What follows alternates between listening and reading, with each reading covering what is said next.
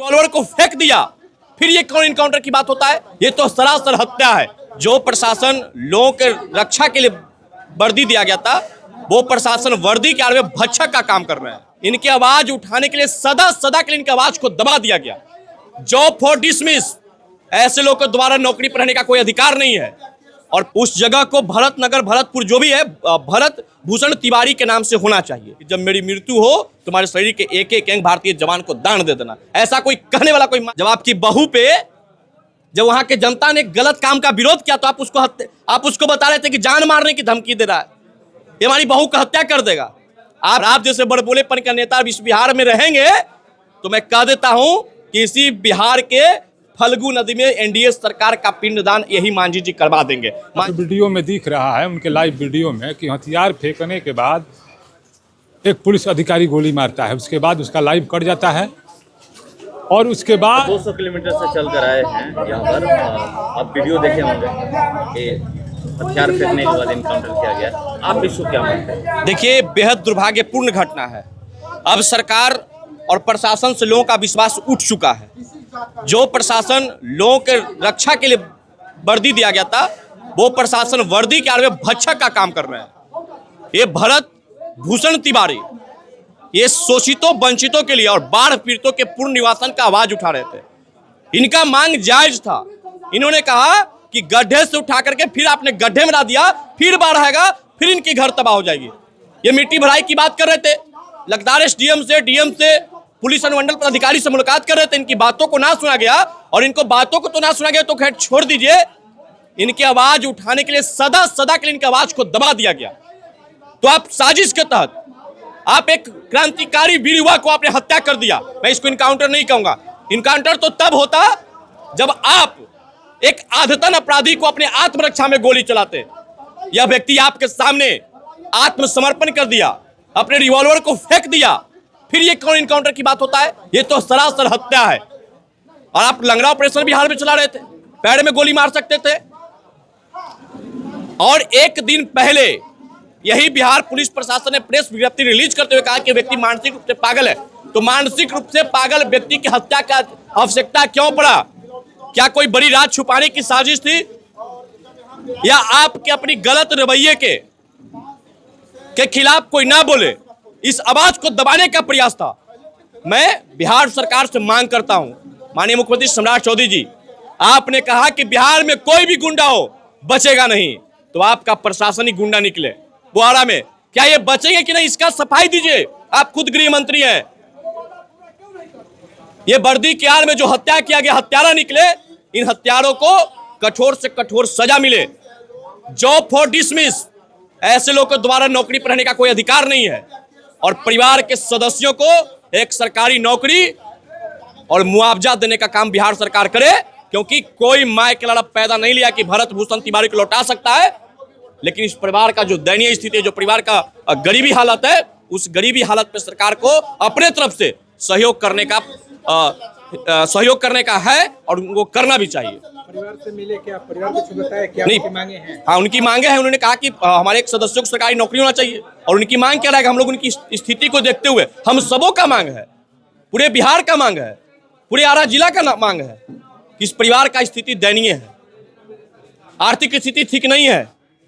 एक व्यक्ति को आपने हत्या कर दिया, आप उसको लौटा नहीं सकते हैं, लेकिन आपको आर्थिक मुआवजा दे सकते हैं, आपको देना चाहिए। सरकार के नाते गरीबों को, असहायों को मदद करना आपकी जिम्मेदारी है, और आपकी यह नागरिकता आपको करना भी चाहिए।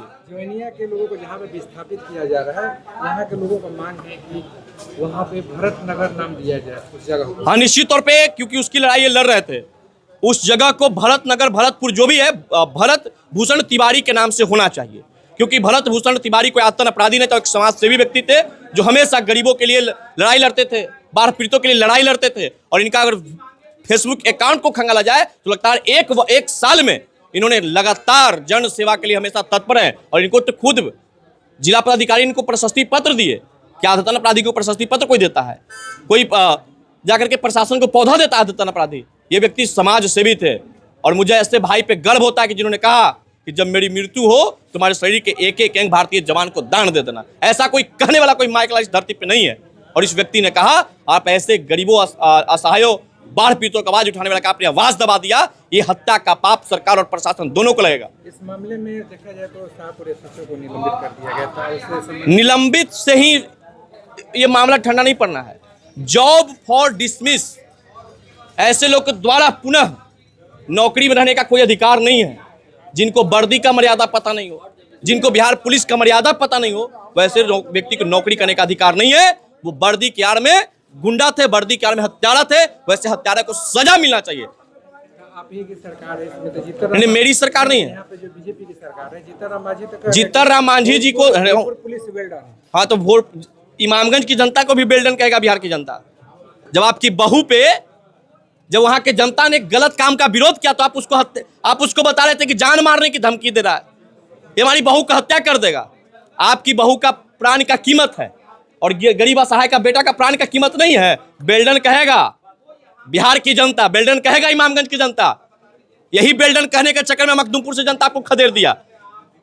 और जब से आप मखदूमपुर से हारे हैं, मखदूमपुर में एनडीए का वापसी नहीं हुआ है मांझी जी। और आप जैसे बड़बोलेपन का नेता इस बिहार में रहेंगे तो मैं कह देता हूं कि इसी बिहार के फल्गु नदी में एनडीए सरकार का पिंडदान यही मांझी जी करवा देंगे। मांझी जी हैं क्या? मांझी जी तो कभी इधर कभी उधर अपने सत्ता का मलाई लेने के लिए, अपने बाल बच्चा को, अपने परिवार को राजनीति में सेट करने के लिए बस पार्टी बनाए हैं। उनकी तो प्राइवेट लिमिटेड कंपनी छोटी सा है जिसमें अपने परिवार के सदस्यों को विधायक का टिकट देते हैं, मंत्री बनाते हैं। तो ये मांझी जी क्या बोलेंगे? बेल्डन जाइए ना, बाढ़ पीड़ितों से मिलिए। बड़का पिछड़ा अति पिछड़ा शोषित वंचितों के न्याय के लिए आप केंद्र में मंत्री बन गए, आपके बेटा राज्य में मंत्री बन गए, आपकी बहू विधायक बन गए, आपकी समधिनी विधायक बन गई। गरीबों वंचितों की बात करते करते, और बाढ़ पीड़ितों के लिए लड़िए ना, हिम्मत है, ताकत है, कहिए जाकर के बेल्डन।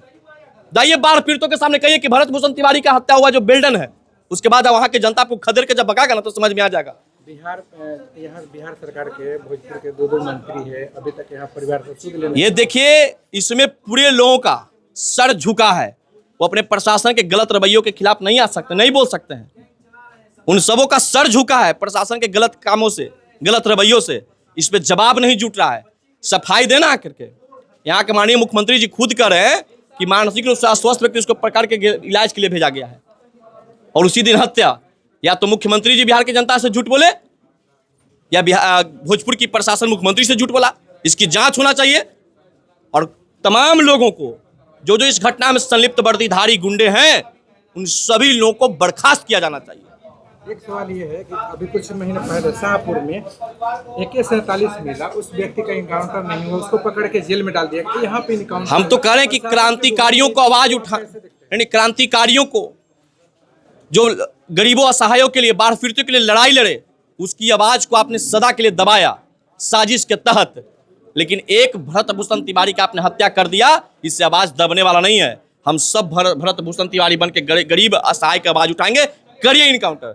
जब किसी के न्याय की लड़ाई लड़ना ही अपराध है तो अपराध पुरुषोत्तम राज भी करता है। और मैं भी चाहता हूं कि इस बिहार पुलिस प्रशासन के बंदूक में इतनी ताकत हो कि मेरी भी इनकाउंटर कर दिया जाए। मैं उठाऊंगा आवाज।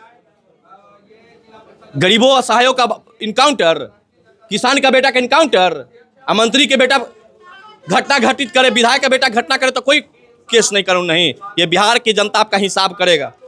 इसमें क्या कहिएगा? आप भी लगातार यहाँ पर आ रहे हैं और अपनी बातें रख रहे हैं। देखिए, हम बता रहे हैं, जब तक भरत तिवारी के हाथ में हथियार था तब तक अगर पुलिस ने उनका इनकाउंटर किया होता तो शायद कोई पुलिस पे आरोप नहीं लगाता।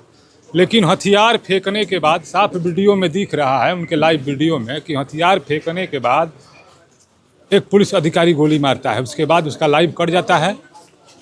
और उसके बाद गांव के लोग कह रहे हैं कि मात्र 2 गोली मारी गई है पैर में। तो फिर डॉक्टर कैसे बता रहे हैं कि 4 गोली मारी गई? फिर 2 गोली कहाँ मारी गई? या तो गाड़ी में मारी गई होगी या अस्पताल में मारी गई होगी। और यह हत्या है, इनकाउंटर नहीं है। और यह हत्या जो है DSP और SDO के साजिश करने पर हुआ है।